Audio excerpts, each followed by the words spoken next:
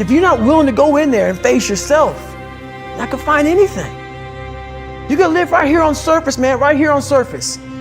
So if there is an ending to this world and there is somewhere to go and there's a judgment, you're gonna get there and you might see a chart. And that chart may tell you who the f you should have been. And now you get the rest of your life to think about that. Man, I could have lived a much better life if I just would have just suffered a little bit more. If I just would have went in that and realized I had so much more. But fear and the 40% and living here versus living here, being afraid, stop me.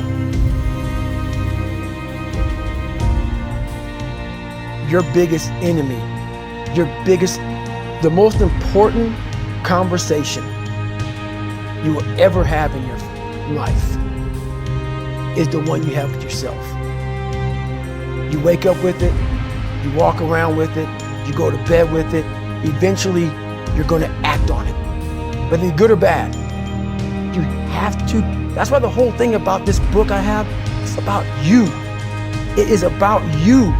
It's strictly about you finding who you are. So many people die, live 100 years, never can know who they are. Never know who they are. You have to look in that mirror and know there's so much more in here, man. Because I can literally right now be a 300-pound guy spraying for cockroaches still to this day if I did not look in that mirror and say, there has to be more to this. This can't be it. And then willing to go into it, dive deep into it, and give all I have to find it. So that's what all that's about. Let's say there's 10 people in this room, and we're all mediocre. But I'm the best of the mediocre people. I now think I'm great. I'm great. We surround ourselves around people that make us feel great. They tell us what we want to hear. The second we put ourselves amongst the uncommon people, we don't like that feeling, that challenging feeling of that person waking up at 3:30 in the morning and say, hey, push, I'm going for a run. We don't like that challenge. We like that person who says, hey, no, man, I don't feel good today, man. And they say, oh, it's okay, brother. Take the day off, maybe get a pizza and watch the game. We like that. We love that feeling. Why? Because you understand, man, we're good, bro. We don't want that motherfucker who's like this. Hey, man, no, bro. Get your shit on, man. Stop being a punk. We don't want that in our lives. We don't want that person who's constantly challenging our weaknesses. We want that person who's constantly, making us feel nice and good and secure in ours. That's the mediocrity of life. We want to be the best amongst the average people. People wonder, how do you stay hungry all the time? Because after I accomplish something, I don't sit back like a lot of guys who graduate buds, graduate this, graduate that. They get comfortable. They wonder why I'm getting weak, man. I don't know, I lost my edge. What's going on? Because once you hit the top of the mountain, guess what happened? I'm good. I'm good, so you wonder why you're falling down now. Because once you hit the top of the mountain, you got to build another one. That's mediocrity. There's a lot of people in mediocrity who have a nice resume, but they're one-timers, man. They hit a one-time deal, they busted open, got a lot of money, but they're good. You're mediocre now, man. What are you doing today, tomorrow, the next day? That's why I don't listen to theorists. I don't listen to all that bullshit. I listen to a mother who's like this, man. What's wrong, man? I'm tired, dude. Why are you tired? Because tomorrow, I gotta do the shit again, man. Whatever it is that made me nauseous and sick to my stomach, it made me hurt. There's no ending. And that's the person I listen to. That's the person who's gained knowledge. You gain knowledge through suffering. And on the other end of suffering is a world that very few have ever seen. It's a beautiful world because that's where you find yourself. You don't find yourself in over here. You find yourself on the other end. Like the 100-mile race I was on, I ran it for 24 hours. I found myself on the other end of that race.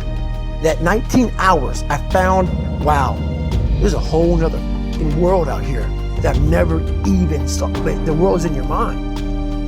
And that's what all that mediocrity is about. The mind has the tactical advantage over you at all times. At all times of your life, the mind has a tactical advantage over you. Why is that? It knows what you're afraid of. It knows your insecurities. It knows your deep, dark lies. And it starts to push you away from that. It pushes you in a direction that is comfortable. The mind controls everything. So what I realized was that when I was growing up and I was 300 pounds and I got all fat and I got all insecure, I realized that my mind kept taking me in this direction. When things got uncomfortable for me, when I was facing my insecurities, when I was facing my fears, my mind said, oh no, we got the tactical advantage. We need to get you, separate you from this feeling over here. Life's all about feelings. We want the happy feeling. We don't want that feeling of this sucks.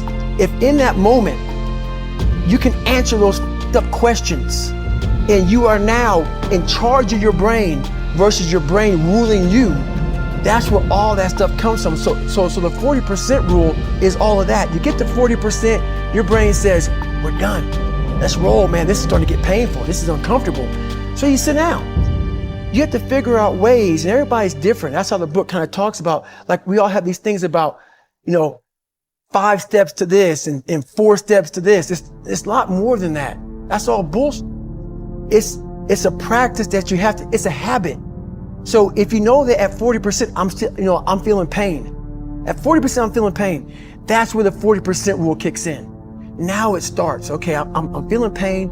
My mind's saying all this to me. It's saying, get out of here, run, flee. The fight or flight kicks in. Okay, we're done. We're not good enough. It starts telling you all these things. You start to believe it because the mind controls all.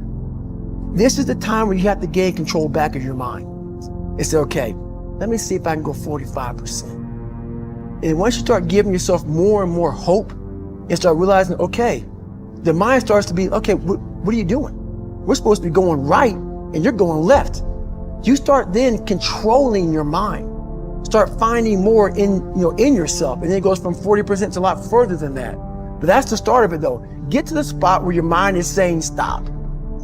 Wherever that is, you gotta get there first. And then that's when that starts to work for you. You gotta control yourself in that moment.